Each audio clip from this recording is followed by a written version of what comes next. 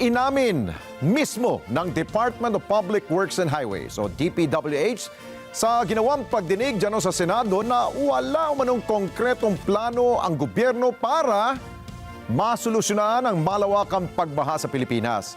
Sa harap nito, kinwestiyon naman ng ilang mambabatas kung saan napupunta at saan ginamit ang pondong laan para sa flood control project ng gobyerno. Kunin natin ang live report ni Mean Corvera. Mean, nakalulungkot naman dito. Talagang hopeless case na ba yung baha? Alex, yan nga ang malungkot na pangyayari matapos aminin kanina ng mga opisyal ng DPWH na bukod sa walang konkretong plano, wala raw silang pondo para bumili ng mga dredging machine o yung equipment. Yan ay ginagamit para hukayin yung mabababaw na riverbed o river basin natin dito sa lalo na sa Metro Manila. Sabi ng DPWH, mula nang mag-take over sila pagkatapos ng Duterte administration, matagal na palang walang ginagawang dredging activities sa ating mga ilog kaya naging mababaw ito at mabilis tumaas ang tubig baha. So there's an admission on the part of the DPWH that in fact a national flood control master plan still does not exist. Tama po ba yun? Walang konkretong plano ang gobyerno para solusyonan ang malawakang pagbaha.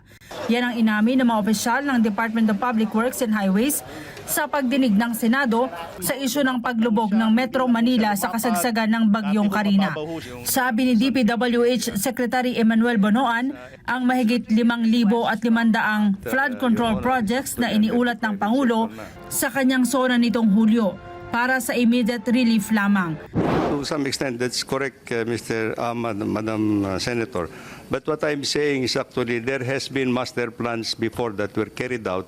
And now I understand, and I've seen the record in the department, that is now being updated. Dito nag-init ang ulo ng mga mambabatas. Yung 5,500 pala na programs, projects na natapos, na ipinagmalaki ng ating Pangulo noong SONA ay patsi-patsi lang.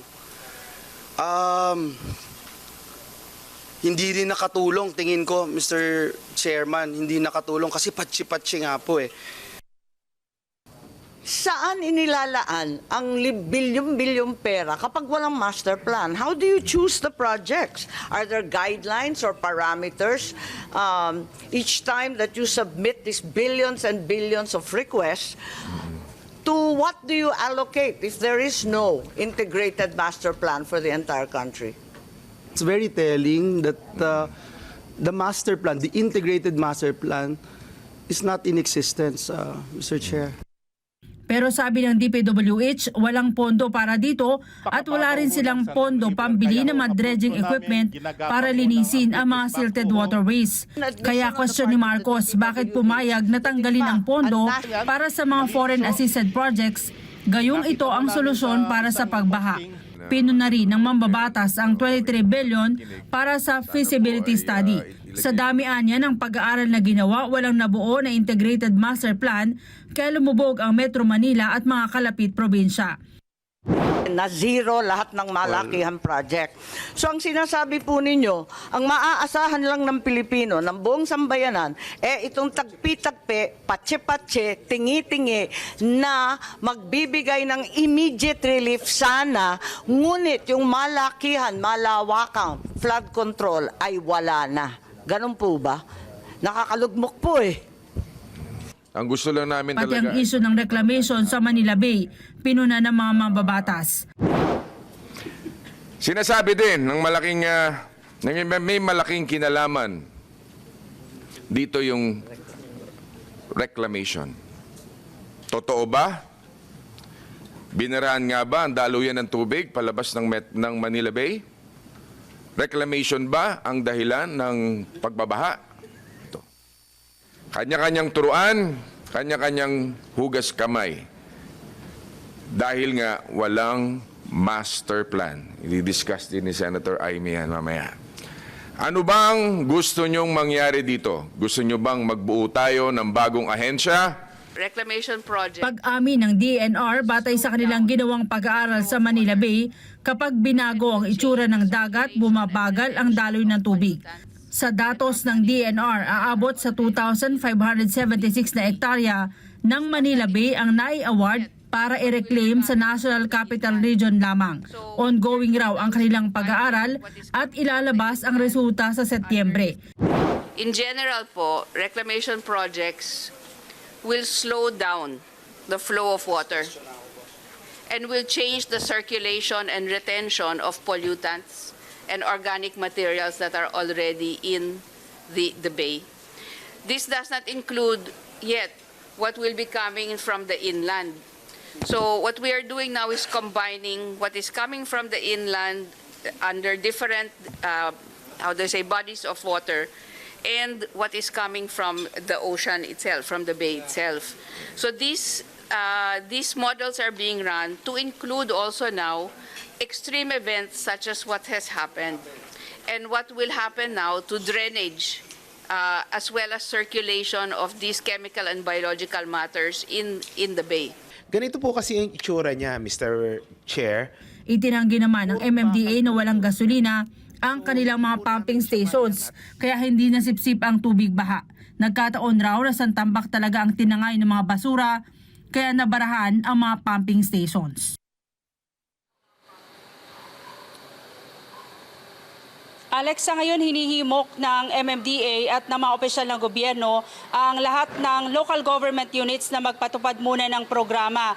Yan ay yung pagpapalit ng basura, kapalit ng mga produkto, halimbawa yung bigas, para himukin yung ating mga kababayan na mag-segregate ng kanilang basura at hindi ito anurin kapag malakas ang ulan. Alex. Okay, Mayan, kaawa-awa pala sitwasyon natin, no? Nabanggit ba sa pagdinig na dahil inamin ng DPWH ng ilang mga ahensya ng pamahalaan na wala silang ginagawang pag-dredge, pag-desiltate ng mga tributaries natin, hindi ba nila pinasalamatan ang mga non-government organization at mga pribadong sektor na yun ang mismong gumagawa sa trabaho sana ng gobyerno? Meron sabi ng DNR, Alex, meron na silang memorandum of agreement dyan sa SM at sa kay Mr. Ramon Ang ng San Miguel Corporation dahil sila yung immediate na tumutulong ngayon para i-desilt yung ating mga ilog, kabilang na daw dyan yung Tolyahan River na madalas ay dinadaanan ng tubig galing dyan sa San Mateo at sa bundok, at may ginagawa na rin silang tree planting para iwasan nga yung pagbuhos ng tubig mula sa bundok patungong Metro Manila. At Mayan, pinangangambahan natin kung titigil ang mga pribadong sektor sa pagtulong sa kanilang ginagawa ngayon, na pera nila yun, ha, walang gastos ditong gobyerno.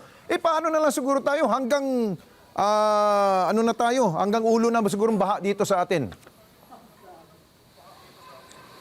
Alex, sabi kanina ng mga senador, kung dati hanggang dibdib lang ang tubig baha dito sa Metro Manila, baka pagkalipas yan, umabot na ng lagpas tao. Nako, wag naman sana mangyari yan. Pribadong sektor, tulungan niyo po kami. Maraming salamat sa iyo, Mayan Corbera, mata natin dyan ho sa Senado. Maraming salamat sa inyo pong pagsubaybay sa Mata ng Agila Primetime. Para malaman ang matatag, matapang at matapat na mga balita, i-follow lamang at mag-subscribe sa AtNet25 TV.